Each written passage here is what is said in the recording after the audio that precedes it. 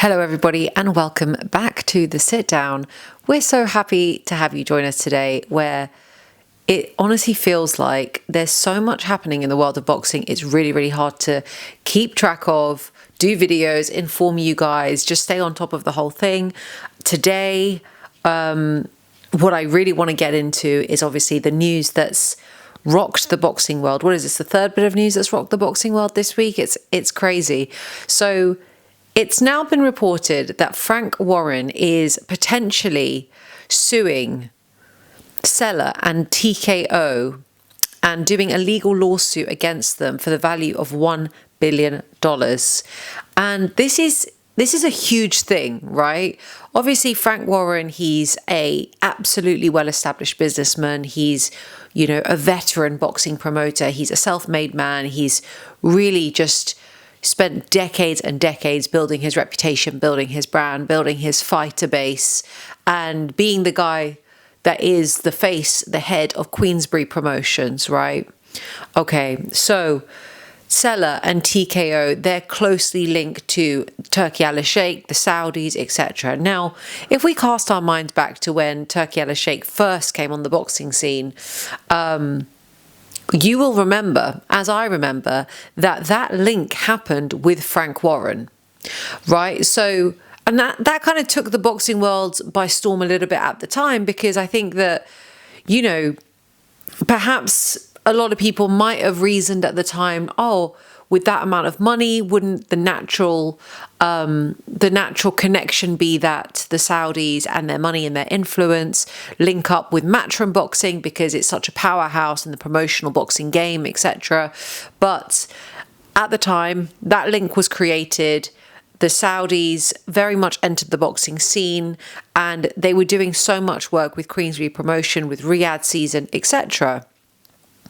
Of late, it feels like there's been a lot less work being done with them. Now, I can't really say, I haven't pulled up any stats, and maybe I should have done that before I started recording, but I didn't. So I can't really say how much, in terms of if we're looking at the disparity between Riyadh season and Turkey and SELAR and TKO working alongside Matchroom and Queensberry, where that split is, where that divide is, because now obviously Zuffa Boxing has come onto the scene.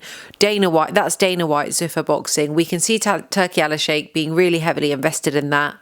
And it looks like they're trying to make moves, and this is, this in itself feels like a huge wave that's crashed across the shores of boxing, because, when we think about Matchroom Boxing and Queensberry Promotions, those are the two main pillars of boxing. That obviously there's loads of others, but those are the two main pillars of boxing promotion that we know, that we're familiar with.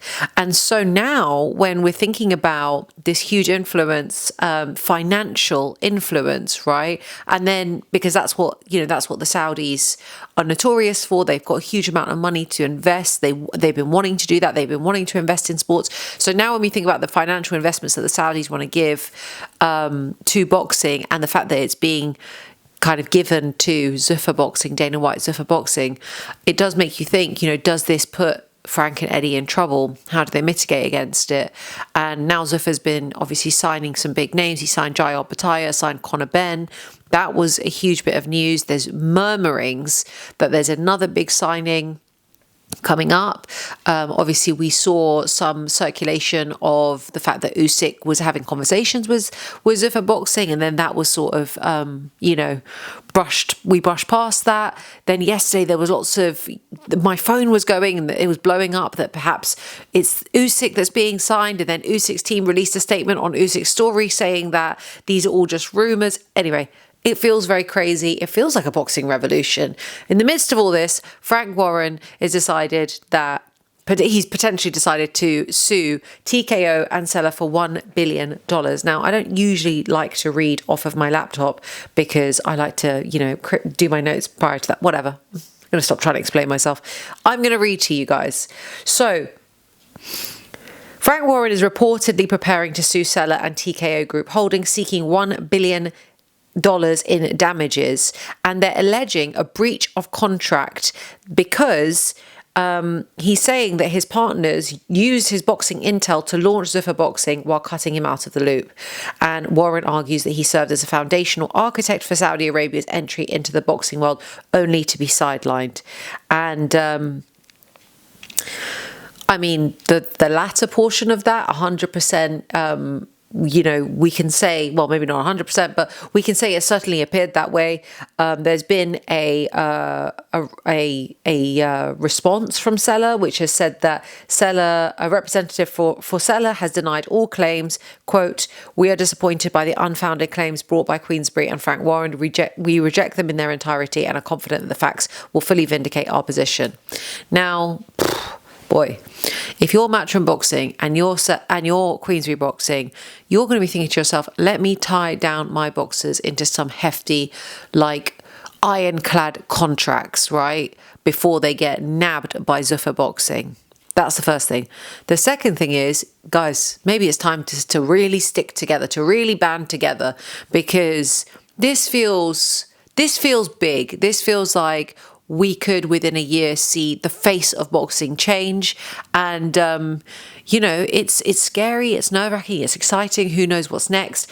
But either way, let's see how this unfolds. All I will say is, if I'm Frank Warren, I better have some real proof of this, really have spoken to some legal professionals and, been told that this could end positively for me, because with the amount of money that these guys have behind them, that's not a battle that you want to get into unless you're certain that you're going to win it.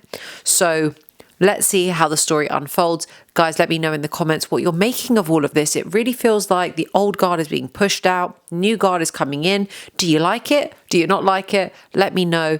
Drop your thoughts in the comments. And don't forget, if you do watch the show and you enjoy the videos, please hit that subscribe button, comment, share, like, subscribe, all the good stuff. And we'll catch you on the next episode of The Sit Down.